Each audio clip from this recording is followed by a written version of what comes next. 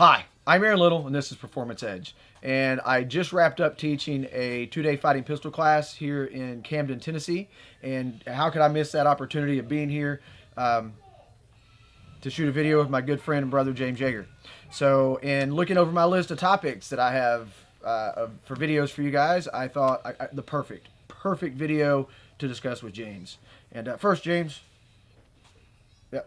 I guess once I introduce him, I don't need him to introduce himself, right? But We just do like a Penn and Teller. I'll just be quiet. that would be hilarious. Anyway, so with the news that we see constantly these days, it's common for the media to get all hyped up over this person shot an unarmed man, and the implication there is that there's never a reason that you would be forced to use deadly force against an unarmed person. And my fear with that is someone who doesn't know any better, a good law-abiding citizen, concealed carry holder who just maybe hasn't had a higher degree of training, they might believe there's never a reason to shoot an unarmed man. And I thought it would be a perfect opportunity to get James's thoughts on when it is okay, when it is acceptable, when it is justified to shoot an unarmed person. Well, and not just unarmed, like shooting somebody in the back. It's never okay to shoot somebody in the back. So there are reasons. Okay, so let's talk about these things. So one of them, the legal term, you can Google this, you can look it up. It's legal doctrine. Is called disparity of force. Now, in layman's terms, can 4 unarmed men beat one unarmed man to death? Absolutely. 4 guys can just kick the crap out of a guy. Can 3? Yep. Can 2? Probably. Can 1? No.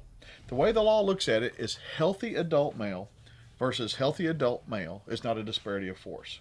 Now, let's say, but there are things that change that. Let's say one of the men is 200 pounds and one of the men is 125 pounds. Right. That is a disparity. What if it's a 100-pound woman, 200-pound man? That is a disparity. What if it's 2 men that weigh 200 pounds, but one of them's legs in a cast?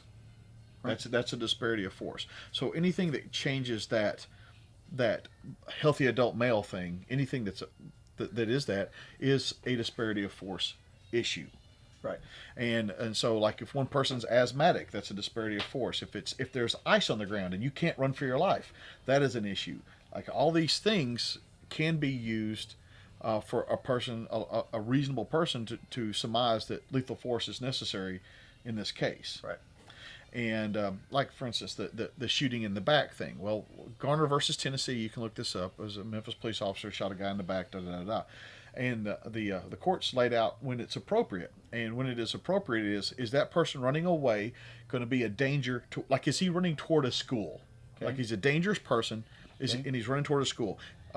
Is he going to a place, the court says this, is he going to like a better position of cover? Is he trying to get high ground on you? Is he trying to get some tactical edge over you? Well, then you can shoot him in the back. Certainly I wouldn't have to tell any even the most liberal soccer mom, if somebody ran up on the playground and snatched your kid up and was walking away toward a van that said free candy, that you could shoot that guy legally in the back. Hopefully you have the proper training and nobody else is hurt besides that guy. But when people like to put that, there's never a reason to shoot in the back. It's stupid. Like on the movies, the bad guy is walking away and the good guy goes, "Hey!" and he turns around. They both shoot at each other. Well, that's just stupid. You see, 2 people shooting is a gunfight. 1 person shooting is called a shooting.